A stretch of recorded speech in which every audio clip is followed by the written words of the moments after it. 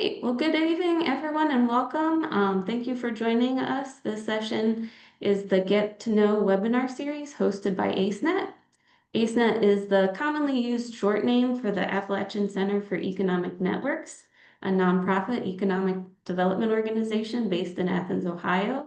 And we support the growth of local and regional businesses through technical assistance, access to shared resources and facilities, and strategic network connections. ACEnet is also a proud partner organization with the Appalachia Regional Food Business Center, a USDA-supported initiative that strengthens regional food systems by improving infrastructure, access to markets, and opportunities for food and farm businesses. My name is Kelly Shaw, ACENet's Business Builder Coordinator, and I'm excited to introduce Benji Balmer, the co-founder of Yellowbird Foodshed, an innovative platform that helps producers grow their customer base and reach new markets. As we get started, Benji is going to cover an introduction to Yellowbird Foodshed, and then we'll open up the floor to all of your questions, and so we can continue that conversation together. To start, Benji, if you could just share with us a little bit of background. How did Yellowbird Foodshed get started, and what have been some key milestones as the business has grown? Sure. Thank you for having me. First of all, pleasure to be here, honor to be here. Coming at you from Mount Vernon, Ohio.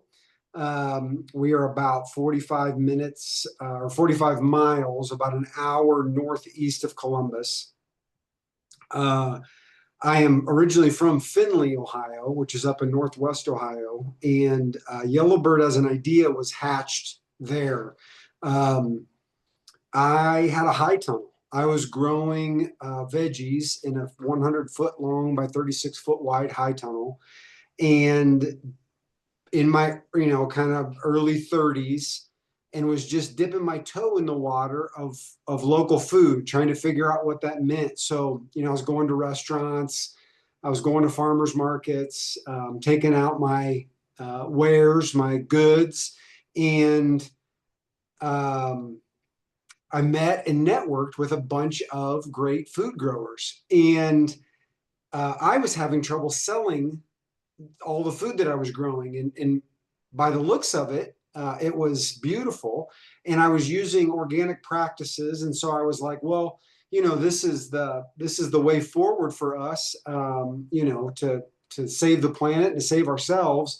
And I could not hardly give them away. And I looked around at others who were doing it, and I said, listen, give me some secrets, give me some tips and tricks. And almost to a person, they said, there are no tips and tricks. This is it, really. And I was just dumbfounded that the greatest food in the world did not have people lined up to purchase it. And I thought, I've always lived by the phrase, let him who sees the need consider himself the one called to meet the need. And so I got myself into some trouble with that, because then I was like, well, I've got to figure out how to create sales. I mean, if all of these people that I know and have grown to love that are growing this amazing food can't get rid of it, we're in a heap of trouble as a society, as a food shed. And so that's what I set out to do. Moved to Mount Vernon so I could be closer to Columbus. I wanted to be next to or near a metropolitan area that we could get in and out of easily. And then just started trying to network with food growers. And that was in 2014 when I moved here, and just started selling. At first it was just farm boxes, as the classic CSA model. I probably had 8 growers, and then you just start meeting everybody. And so now all of a sudden, the people that are doing dairy, and the people that are doing meat, and the people that are doing salsa and everything. And it just went one thing to the next, on and on into the pandemic. And then we, really exploded during the pandemic in a good way. And and then just have taken it from there to where it's just now more of an online grocery store. We still have the traditional farm box, the CSA box, but Mm-hmm. we also have 1,000 SKUs of grocery items. And So, yeah, so that's maybe, kind of the growth. yeah, can you give us a snapshot now of like what does the business model look like for both customers and producers? Sure. So the customers, you've got two ways to get food. You can either get a home delivery, which we do ourselves in our own refrigerated vehicles, or you can do a truck pickup, which is, we're parked around Columbus, same time, same place every week, and you can come get your order that way. People order everything from a few veggies to hundreds of dollars worth of groceries every week. As a producer, we've partnered with everything from somebody that's doing, growing zucchini to somebody who's pickling zucchini to somebody who's taking zucchini and making. I'm looking right now at a quiche that we're selling this week that we'll distribute next week. So prepared foods, all the way from the raw good to a full-on, heat and eat meal. Um, and we've just continued to try to go down every avenue that we think the customer wants us to go down, and at the same time, um, diversify and try to grow people's businesses with them. Yeah. So looking a little bit further into the geography Mm-hmm. of the customer base and how producers engage with Yellowbird Foodshed, Mm-hmm. it looks like Yellowbird Foodshed is really well established in central and north central Ohio. Can you talk a bit more about what the geography of your producers look like, and how food and farm businesses kind of connect to the geography that you work in? Mm-hmm. So in the beginning, we were using the word local, and of course that word gets thrown around a lot, and it gets greenwashed a lot. And we wanted to be authentic to that. We didn't really know, if Kroger says local, they mean within 500 miles, which, that's Wisconsin. Um, and so we didn't really know how to define that. So first we just said Ohio. If you're in Ohio, that's our imaginary boundary. That's where we're getting our food from, and we're just going to stick to that because it's easy. We have since expanded some to really encompass, depending on where we're getting, what the product is. We carry a line of olive oil that's a single source, direct from farm olive oil, and that could be coming from Australia. We just happen to always find what we call the Yellowbird version, which is like, hey, we know these people. We've reached out to them. We've talked to them. They're a third generation family farm. If on their website it says that, Reggie is the patriarch of that family, we're talking to him on the phone. We want to make sure that where we're getting that food from is absolutely has the integrity that we say that it has. Now, that being said, probably 5% of our products come from outside of Ohio, not many, but we did want to source olive oil as a for instance. The other example I can think of is there's no great cottage cheese maker that I know of in Ohio. And we wanted to carry a cottage cheese. So we found a good product that was a grass-fed, grass-finished dairy out of Iowa that has a great product like that. And so if we can't find it in Ohio, we'll try to search it out if our customers want it other places, but 95% of our product just comes from within the state. Yeah. Can you maybe talk more about certain types of producers or products that tend to be a strong fit for Yellowbird Foodshed, and maybe how Yeah, you determine what kind of products really work for your customers? yeah. Well, at first it was my preferences. I wanted these certain standards for the growing practices or the food being produced. Eventually, I kind of still hold to that standard, but also factor in the special needs of our customer base. So, we might have a customer that we have all kinds of dietary preferences. And so people that are looking for certain things, I will try to go seek that out. But for the most part, what we try to stick to is at least organic practices. If you're growing veggies or meat or, that kind of thing. If you're producing a food, let's say it's got 10 ingredients in it or 5 ingredients in it. It's a sauce or a smoothie or whatever it is. We want it to be clean, as in all of the ingredients that you can't pronounce. We don't want that. Anything that has been a hot button topic that we don't want in our food, we try to keep those out. Think high fructose corn syrup. And so we just try to keep it as clean as possible. And it really is for our customer.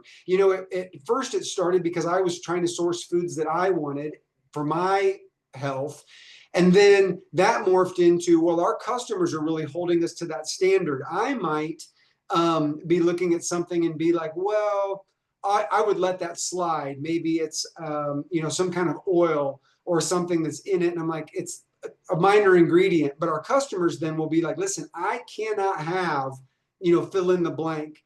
And so we're trying to just always dance that dance and be on that line of, man, we want this to be as clean as possible, all the while knowing the reason those ingredients are in there usually is to create shelf life.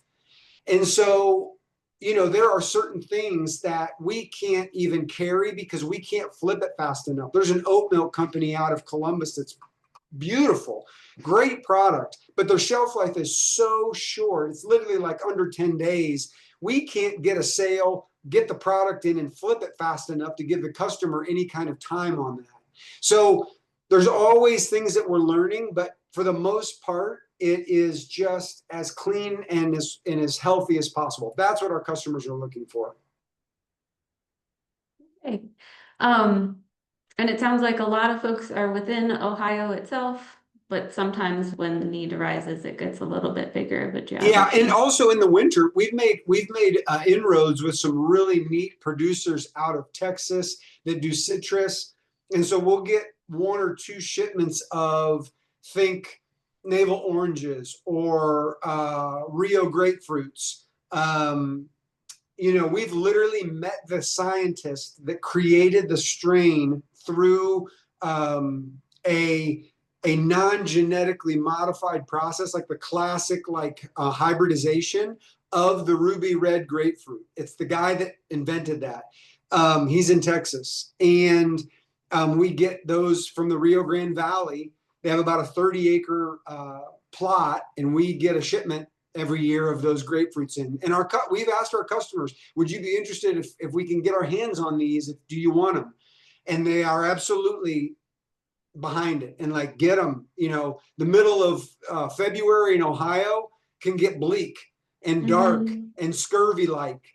And so get us that citrus so that we can get the Yellowbird quality that we know is there from, legit, transparent sources.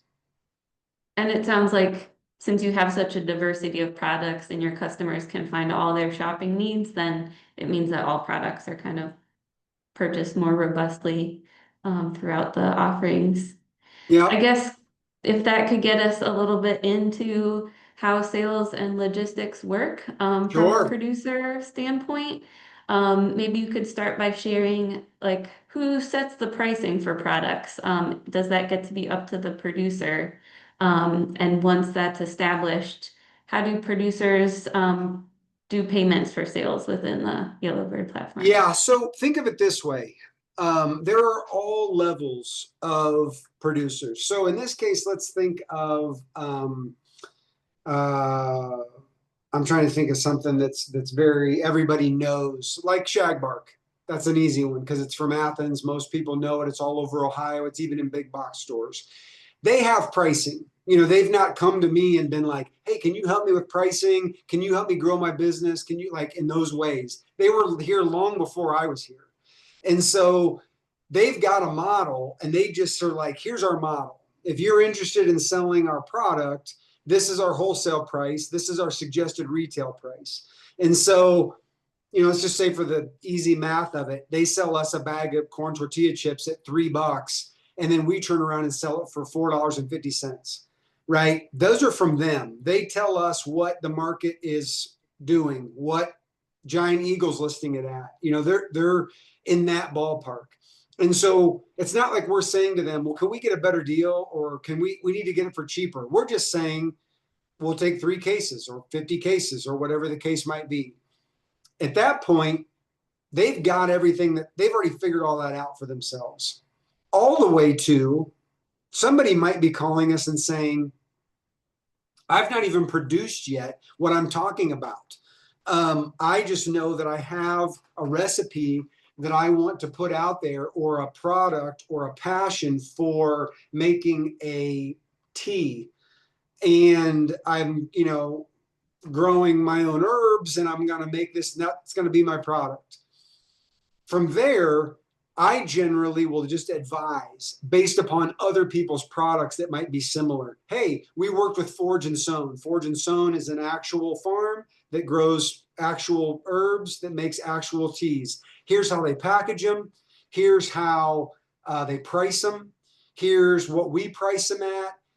Can you make that work in your model? And it's really an advisory role almost, of like, well, how involved do you want us to be? Because I'll help you all you want, for free. I'll give you every piece of information I got. I didn't come upon it because I made some, incredible discovery. It was given to me, and I'm happy to share it. So it really just depends on where you are as a producer. And then there's everything in between. Generally, everybody reaches out to us through an email. My email's fine. If I need to send you to somebody else within our company, we've only got really 10 people that work like office, and then we've got 3 to 5 drivers depending on the week. We just vet everything here. We go through, we work with each producer individually, and then decide, generally it starts by saying, listen, send us samples, send us what you got. We get the varieties. It's got the pack, it's coming in the packaging that's going to be sold in, so that we can look at it, feel it, read the label, see what's in it, taste it. If it doesn't taste good, that's the first obstacle. If it has something in it that we're not willing to sell, i.e. high fructose corn syrup, that's going to be the hurdle that we really can't overcome, like those kind of things. So we kind of vet everything that way, and then just go from there. If it passes all those tests, then we start to talk price and distribution, and how we want to roll the product out. That's kind of like the different layers of that. Okay, yeah, it sounds like there's strong onboarding support for producers at various levels of what stage their business may be in, and considering Yeah. distribution or direct sales. Yeah. And you asked And I about think, payment. We set that up. Generally, we set that up unless you need a check in hand the moment that we arrive. We generally set it up on terms of like net 15, meaning if you give us an invoice on 8/12, we have until what would that be? 8/27 to pay it. And we just pay if it's okay. I mean, most of the time we just send a check out.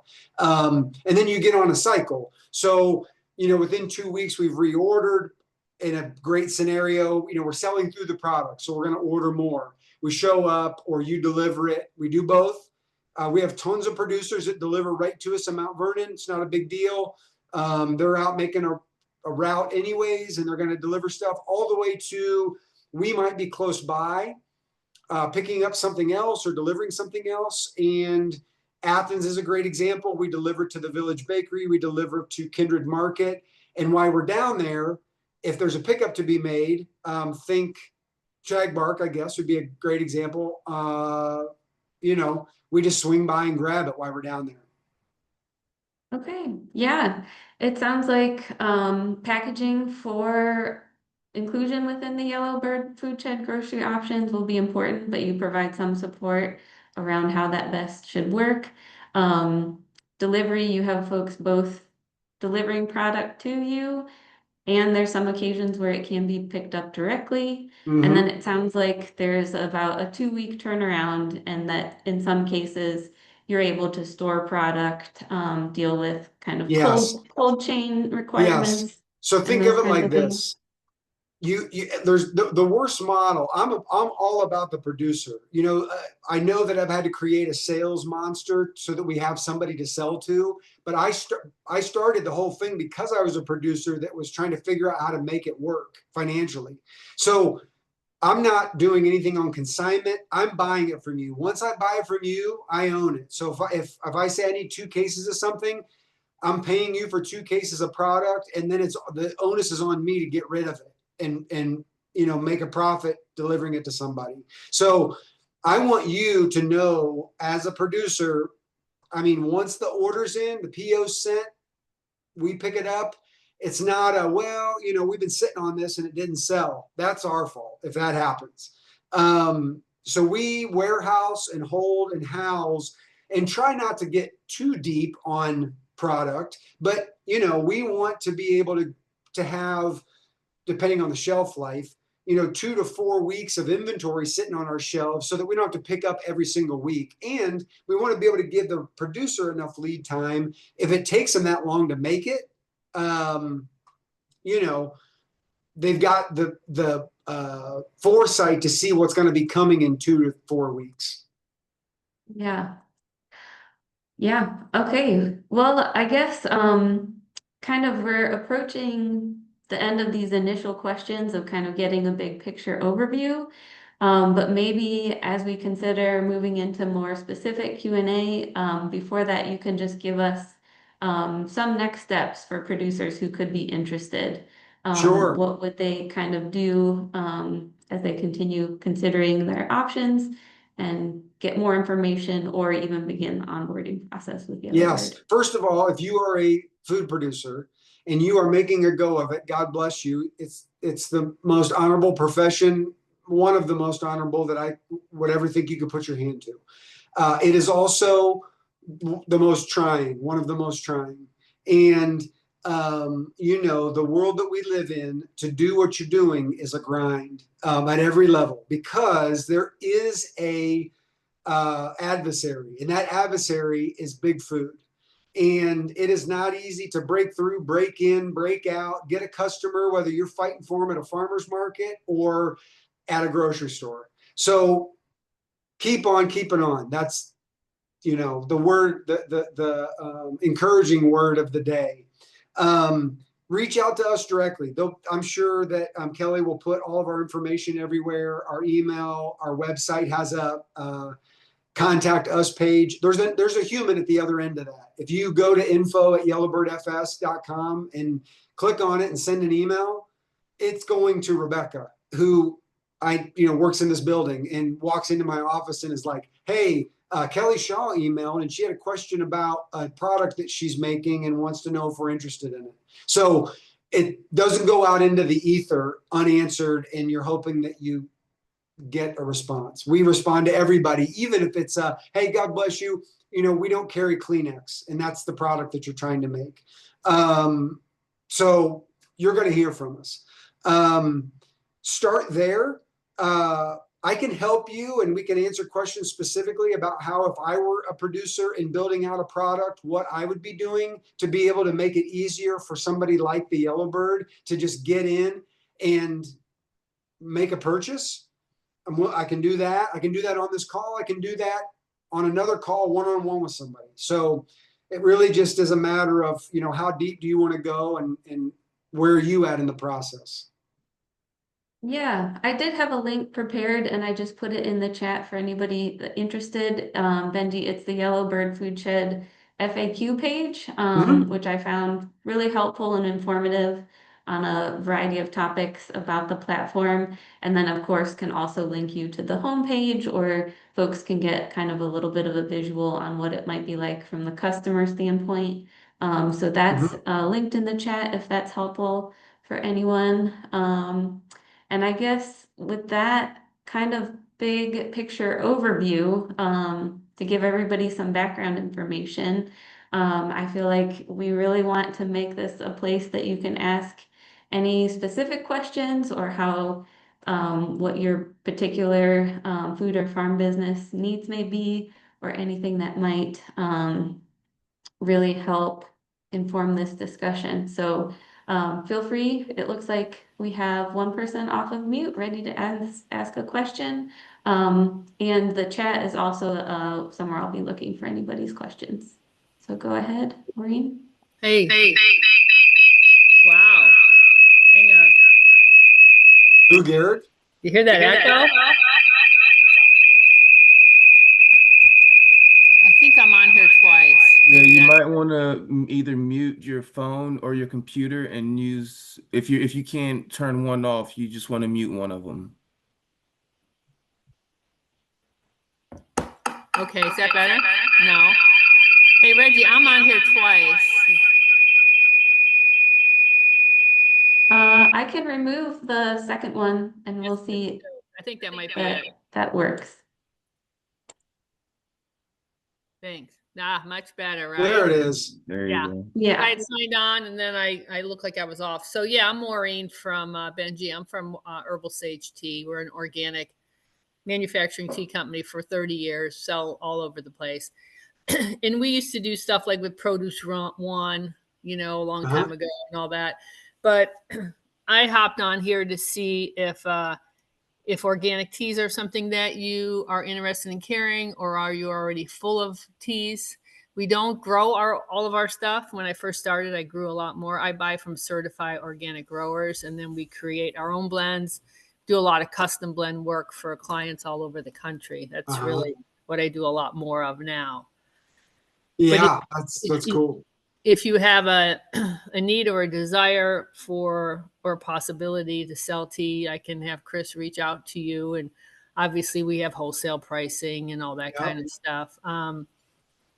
Things can get. Yes, I mean, always there are, we do like Forge and Sown is like I said earlier, that's a real brand of tea we carry. But we are always, there's always a gap. There's always a need, especially if you're, if you're other places, and people recognize the brand and are looking for that brand. Right. We might have hundreds of customers that already know you, and if we start to carry that product, are just gonna. I mean, we're always trying to get them essentially to stop buying at the grocery store and buy it from us because we're already getting an order anyways. And so, I'd love to add on. Great. Yeah, that'll be good. Yeah, we used to be in like 19 Whole Foods and we did the whole gamut, but I wouldn't redo my packaging for them. I wouldn't jump through all the hoops. Sure. I chose to pull away from them and just stay more what I'm doing, Yeah. And we're fine. We're really fine. We've been around. Sure. So what I'll do is I guess I'll just reach out to the website and have Chris send a letter and then send a wholesale price list or something. Yeah. And product. I mean, I'll reach back out to you or respond to you, but we really do, like at our team meeting on Mondays, whatever the product is that week, that's like somebody sent us, we've got it out on the table. We're making it, we're trying it, whatever, to kind of get through that first wave of like, is this something that we think people would be interested in? Right. Yeah. Okay. Yeah, great. For sure. So that'll be good. Yeah. So I'll just do that. And I'm going to pop off because I'm also on Village Council and I have to do the CEU by tomorrow. So I've got to get that done. But it was good to meet you, Ben. Yeah, it's nice meeting you, Maureen. Thank you. Kelly, and we'll probably get something out sent to you on Thursday. Sure. That'd be great. All right, hon. Thank you. Thank you. Thanks, Bye. Kelly. Yeah, Bye. thank you. All right, well, that is a great starting point for that onboarding process. Folks still interested in asking any questions, feel free. But I also feel like it would be interesting to hear. I know a lot of producers are often looking to diversify their market access. And I'm wondering if you can kind of talk about your experience of how producers might work with Yellowbird while also still selling through farmers markets, other platforms or other direct sales. Does that Yeah, How's that? I tell people all the time, I'm like, listen, we are not going to be big enough of a buyer for you to not go direct to consumer as many ways as possible. The best farms and food producers have figured out a way to get as much as possible full retail value out of their product. So whether that's selling at a farmer's market direct to consumer, whether that's creating a subscription based on your own that you're doing. I have lots of food growers that have their own CSAs straight off their farm. What I say is this: think about if you're trying to build out a margin on your product, and your margin direct to consumer is 60%, and your margin to Yellowbird is going to be significantly less than that. Let's just say it's 30%, because we've got to then turn around and make money selling it to our customers. We are not trying to go after your customer. We're trying to go to our customers that aren't your customer and give you a whole other set of a couple thousand people that potentially will buy your product. And if you sell 100 units direct to consumer and then you sell us 30 units, when you look at your spreadsheet, even if it's analog, even if you've done it by hand, and you're looking at your blended margin, 60% on 100 units, 30% on 30 units or whatever it might be, you got to make those margins blend. We very rarely will be able to sell enough that it will make a significant difference to you. And by significant, I mean like half your units. We probably just aren't going to be that big. We're going to move a couple cases every couple of weeks of whatever it is that you're making. We're not huge. We're like the equivalent of like one grocery store, essentially, to the amount of customers we serve. And so that's how I tell people to build it out. Build it out so that you've got a blended margin of, let's say, 45% overall. And that's how we built, that's how, if I were selling direct into markets, and I was growing zucchini and I was trying to sell a zucchini for $1 to the customer at the farmer's market, and then I was selling it for 50 cents to the Yellowbird, and they were going to go try to sell it for $1 to their customers. I look at the total package that I'm getting in revenue.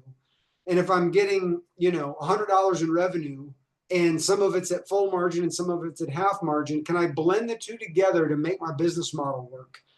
The people that are doing it best have a blend, and they have their numbers down, and they know this is how much I'm doing every month, and I've got to do this much retail to make my margins work. I can't get too heavy on wholesale, because if I do, it doesn't blend right. We have to make twice as many sales in wholesale to get the same amount of margin as we would selling half of that at retail. And so, if that makes sense. And so that's where I'm always trying to tell people, listen, because a lot of people are like, well, wouldn't it be super competitive and whatever? It's like, no, there are 2 million people, 2 million potential customers within the belt of Columbus, the I-270 belt, which is where we primarily sell into. And so go even into farmers markets in Columbus. Statistically, the chance that we're going to sell to the same people is astronomically small. So go crazy and do everything you can. I've bought from people that got so big direct to retail, they stopped selling to me wholesale. And I said, great, you did it. You're living the dream, pal. Like you're getting rid of every product direct to consumer that you can make and getting full margin on that thing.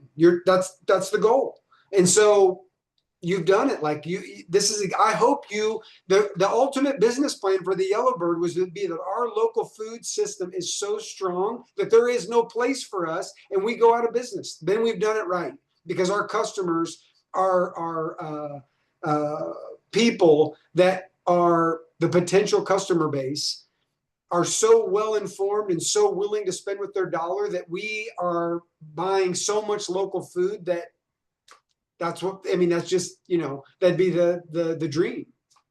Yeah, I appreciate you kind of,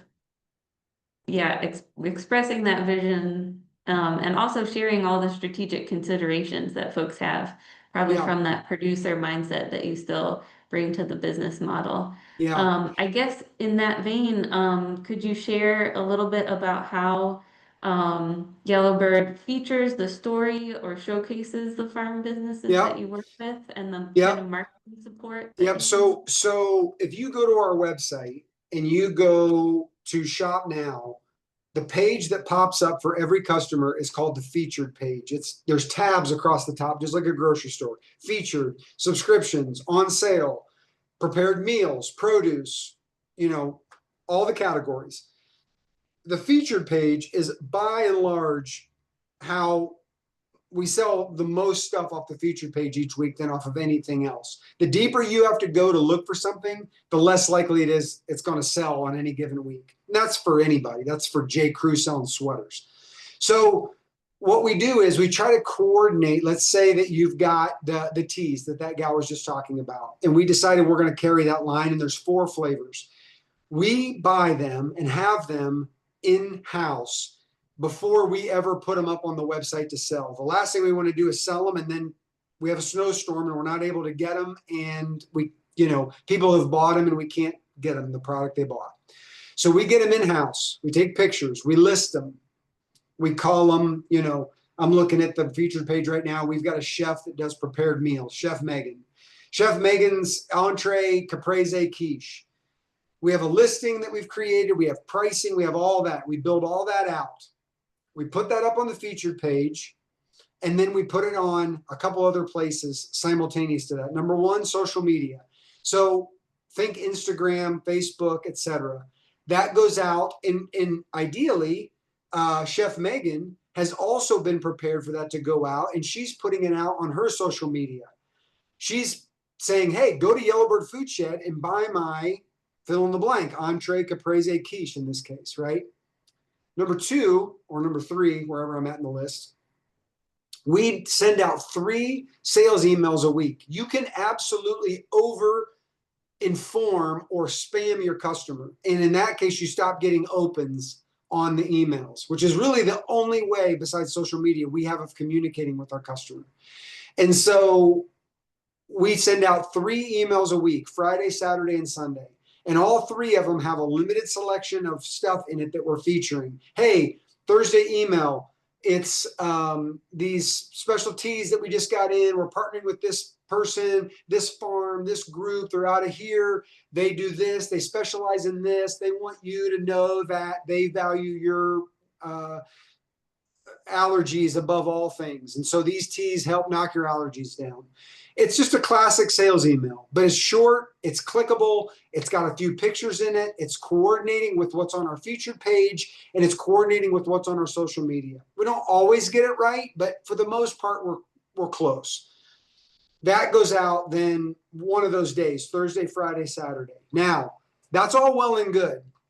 The 4th, and it doesn't, for everybody that we partner with, maybe 1 out of 5 or 1 out of 8 do this. But this far and away that I'm about to tell you is the linchpin way to sell your product to our customers. And it's this. We have anywhere between 400 and 600 farm boxes that go out every week. So think the classic CSA box. We're picking the product. There's 3 sizes. We're building them.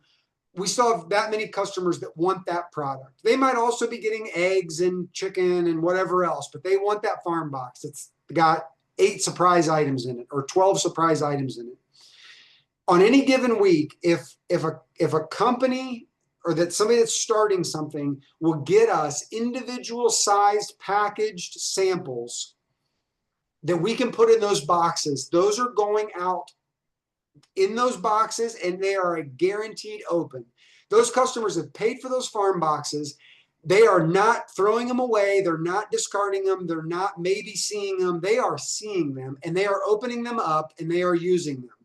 And you will see a lift and a stickiness, if you will, to that product with our customers weeks out from that, because what are they doing? They're running through it. We've done it with dips, jams, powders, veggies, mushrooms, teas, granolas, yogurts, cheeses, whatever it might be. And those products, if you're willing to do that with our customers are going to exceed in sales and popularity tenfold. It's hard to do because the next question is, well, will you pay for those? And the answer to that for me is I'm not going to pay for them because I'm going to sell your product in its regular size already. If you're willing to think of it as a marketing investment, and you might have 80 cents a unit or something, let's say, into those, and you do 400 of them, you got $320 into that spend. I promise you, rather than spending $320 on print ad, social media ads, targeted ads, billboard ads, I've done all of those things. And I can't tell you $1 worth of return I've ever gotten back on any of it. I'm sure we have. I just can't tell you because it's throwing paint at the wall.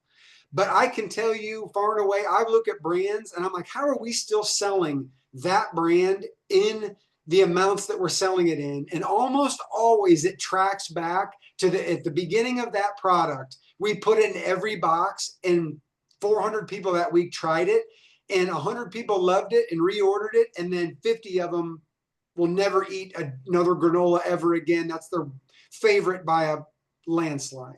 So that's kind of the way we do the rollout. We've also done little niche things here and there where it might be like, hey, let us buy at a discount, a 20% discount, 100 units of something, and we're going to pass that savings on to the customer, and we're going to feature it with a 20% discount on it so that their first purchase is at a 20% off sale or whatever it might be, and put a coupon code in there so we can track it, see how many people redeemed it, et cetera, et cetera. We don't do that all the time. It's kind of a pain in the neck just because we do everything by hand. And so if it looks like it's more work, it is more work. And so we don't get into it a lot, but if somebody wants to do it and is willing to do it, we'll make it happen. We'll go for it just to try to sell more units. So those are all, if in the best world possible, we've coordinated that all. And it's like right now it's August 12th. As a producer, in September, the third week in September, we are going to have made, bottled, bagged, packaged, distributed, sold, created marketing for, and gotten all that to Yellowbird so that on September 15th, they're going to launch that week, and it's going to be in every single thing that they've got that I just mentioned, and we're off and running. Okay, yeah. I've heard you kind of share that way that you can get direct eyes on new product through that giant customer base that Yellowbird has built.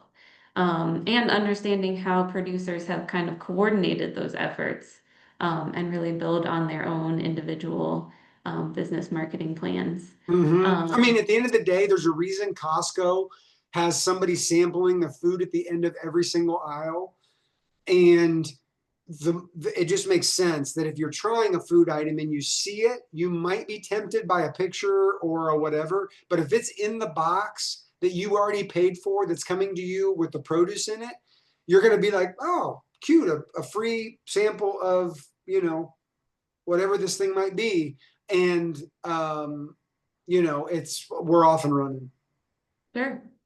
Well, it looks like we got a question that came into the chat. I also noticed that one of our participants briefly came off mute. Do we have a question? We'll do that one and then go to the chat. Thanks, Beth. Yeah, Go hi. ahead. Thanks. Sorry, I've got some background noise. We produce elderberries. We grow elderberries and elderflowers in Southern Ohio, and it's harvest season right now. So it's really busy around here. But I wanted to jump on and just kind of check in about that. Is it something I looked on your website? It looks like you've got some elderberry products.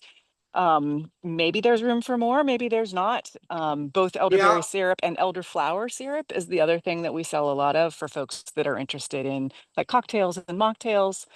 The elderberry syrup model obviously is more health oriented customers who want it for immune support. So yeah. I mean, so I'm looking right now. We have a great fire cider that we have elderberry in with some gals out of Columbus. We carry Equinox Botanicals, which a lot of people know them. And they're amazing. The other thing is kind of a national brand of a drink, Gold Thread, which is everywhere. But the thing that it sounds like you have in spades is it's you're growing them. And so ultimately, Yeah. that reminded me of something. First of all, yes, we will absolutely carry elderberry. It's a fantastic seller, especially starting, 2 Right months about now. Yeah. But I would send my social media guy down to you, knowing right now you're harvesting. I would have him tomorrow at your place, getting all the footage possible so that we could, ultimately people think that I'm trying to build Yellowbird. I'm not. I'm trying to build you. I mean, we have to make it catchy and cute so that people will, whatever, make a buying decision. But at the end of the day, if I could back out of the equation in terms of the relationship and they think, oh, when I go to Yellowbird, I'm buying, you come up as Beth Bart Jobson, whatever your farm name is. But that's who I want. I want them to know you. I want your face, your voice, everything to be being told through social media. I've talked enough to last 2 lifetimes. So that's and that sparked that in me. That's why your product would sell, because we would tell your story. Yeah, absolutely. I do think that is why it sells. We do a fair amount at farmers markets and at festivals, as well as on our website, and then some wholesale, Dorothy Lane markets in Dayton, and a few smaller places in either Cincinnati or in the Columbus area. The only place we're at is the Canal Winchester Farm Exchange, which is fairly small. But we're definitely looking for more, trying to balance out that wholesale retail that you were talking about. We're a little too heavy on retail and want to balance that out a little bit with wholesale. Yeah. Because it's obviously I'd less love work. it. Send me, however you can get a hold of me through all those ways. Absolutely. That's a great product and very unique. The hardest part, as you know, is getting people to understand elderberry that's saving your winter is not like orange juice. And so there's a reason that a little tiny bottle costs whatever your price is. But also all of the wonders that come with it. That's the hardest part. The education to the consumer is our absolute number one obstacle. Yeah, totally. I mean, when people besides understand that distribution, it's but that it's just 2 teaspoons. You're not supposed to drink the whole bottle. That makes a lot more sense. Yeah. Okay. Awesome. Well, I'll be in touch. I'll reach out on your website and send you an email. In. Yeah, And absolutely. Beth, Thanks for being here. if I can jump in real quick just to say, Reggie. this is kind this is kind of one of those things that we want to help provide technical assistance for, is where Benji wants to help you grow. There's a way to help him grow as well. So, he has people that purchase from him, like the Winchester Canal Farm Exchange. And so those little specialty markets, those are all around here. So you have Kindred, you have Myers in McConnellsville. And so we can help find ways to where if they're interested in your product and Benji and his organization are willing to accept them as vendors or as buyers, then we can kind of build both sides of the food system. And that's the goal, is to make sure that we're connecting these food gaps. And that's not just with value-added producing products, but also with farmers as well. So, I'm happy to help connect you guys, or Kelly can help connect you guys to get the conversation started. But if you're looking for, other outlets in retail, feel free to reach out, and I'm happy to share some contacts with you. That would be awesome. Yeah, I would love that. Yeah. And we sell, think Bexley Community Market, think Kindred, think what the one you just, Keller. We sell all those folks. And have really started growing that piece of the business, just because it's so hard logistically on your side to do distribution. Lots of people try it because they think it's the best way. Like, well, I don't know how else I get it out there. I completely agree with you to some extent, but at some point you get to the point where you're like, oh, I started as an elderberry farmer and now 2 days a week I'm delivering. And when did I get away from this? And it's like, I want you, if possible, your gift is doing exactly what you're doing right now. I want you out there doubling down on elderberry production, because we've generated so many sales for you.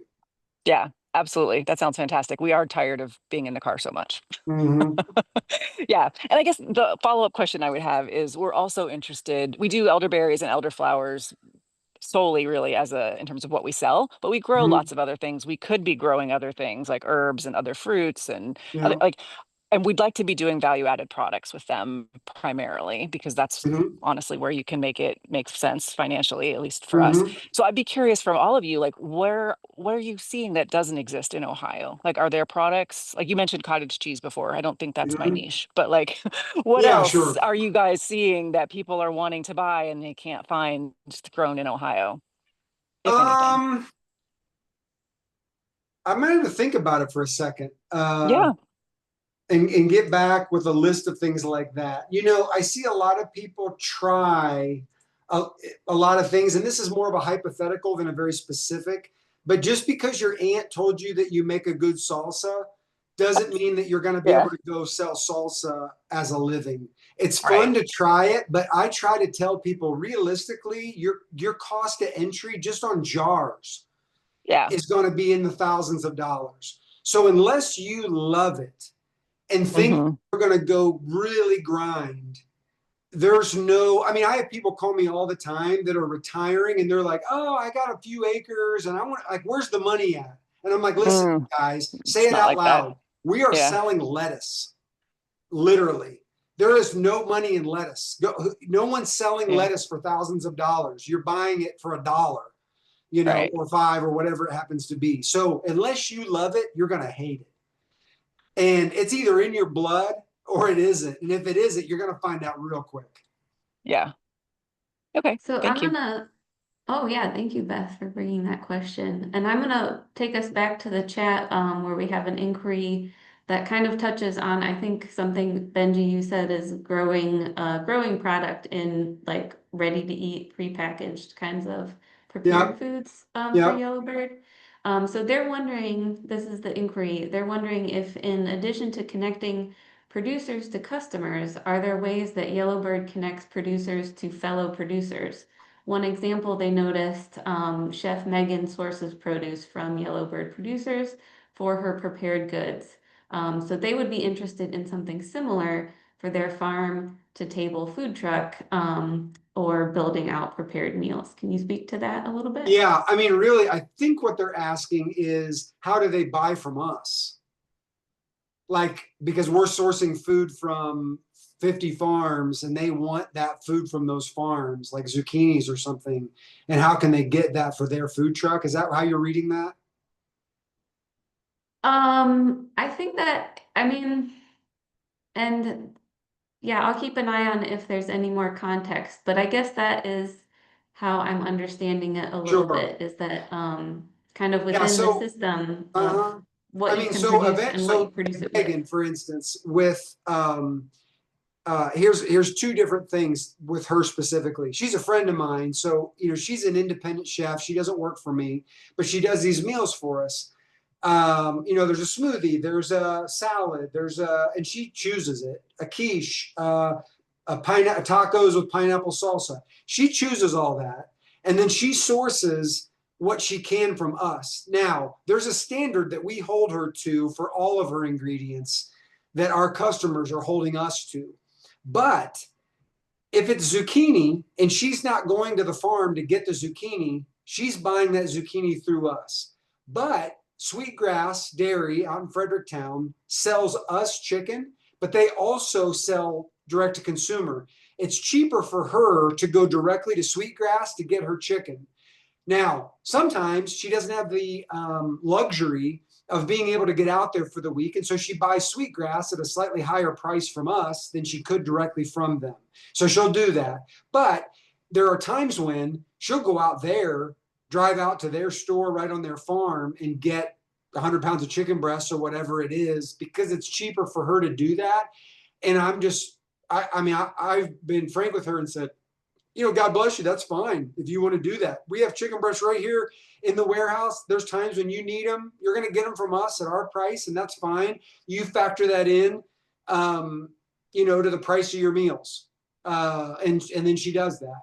So, you know, if you know farmers directly and you're going to them and getting things, then great.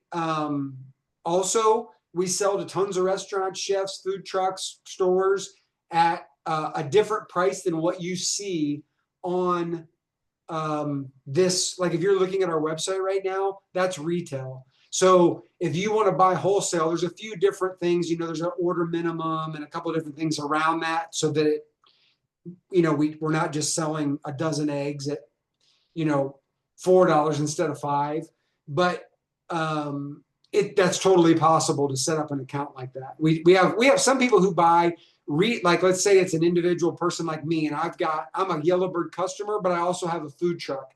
I've got 2 accounts with Yellowbird. If I'm buying it for me personally, I pay retail price same as the next guy.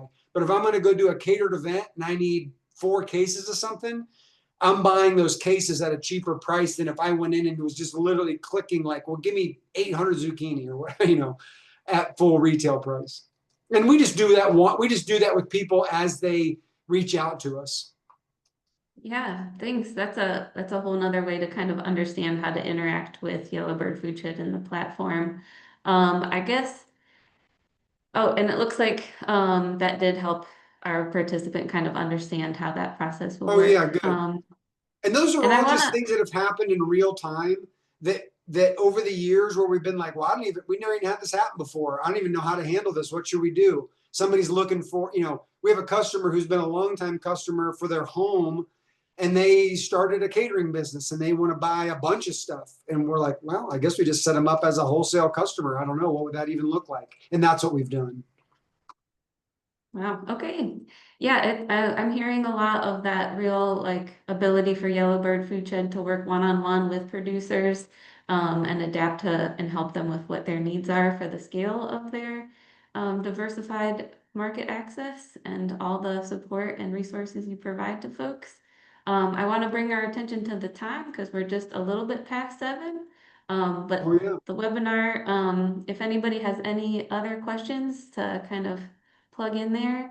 Yeah, I don't want to leave any questions unanswered. I know, right? I'll sit here as long as you want. It looks like Reggie's got one. Well, no, I just wanted to make sure. I know Nancy is with 4 Acres Microgreens. So if she had any questions, just want to make sure she had time to ask those. Yeah, thanks for connecting me, Reggie. I did join a little bit late, so I will definitely look to rewatch everything. But I'm definitely interested in partnering. I do have a small microgreen business, but I'm looking to expand that. I know you already have a microgreen vendor that you are using. Looks from up north, but I'm south of Columbus and Lancaster, outside of Lancaster, Amanda actually. But definitely I do microgreens, but I also specialize in doing grab and go salads. So making grab and go salads that contain the microgreens, and I also make my own salad dressings for those as well. So definitely would love to again have a further conversation to maybe look to see what that could lead to. Yeah, if you didn't hear it, Nancy, if you reach out to us or me, you're just getting us and me. We're not big enough that there's like a bot somewhere. We're just, you know, we'll reach right back out to you, and so we'll figure it out together. Fantastic, I love it. Yeah. Yeah, and again, this recording will be sent to you all automatically. So you'll have it for reference. We'll be sure to include in there the contact information for Yellowbird Foodshed for follow-up. And I'm also putting one more link in the chat. This is going to be a webinar series with some other kind of platforms that folks may consider for diversified market access for the sales of food and farm products. And that also gets you to the other components of ACEnet that we have on our website. So as Reggie mentioned, ACEnet is here as a partner and provides direct support and assistance, technical assistance to food and farm businesses. So you can reach out to us. And I really want to thank Benji for coming and sharing so much of this information and being such a strong partner in building regional food systems.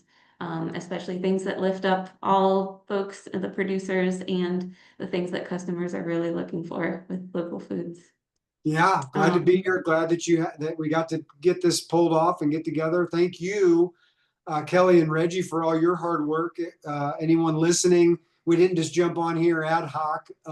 They did a lot of background to make sure this flowed and sounded right and looked right. And I really appreciate your guys' professionalism too. Oh, well, we are glad to do it, and especially glad that we'll continue sharing this resource for folks. So you all included, when you get this recording, other folks in your producer circles, friends, farmers that you know, feel free to share the information. That's what network building is all about. Yeah, yeah, for sure. All right. Well, thank you all so much. I'm gonna stop the recording, and thanks again to everyone. Thanks, everybody. Night.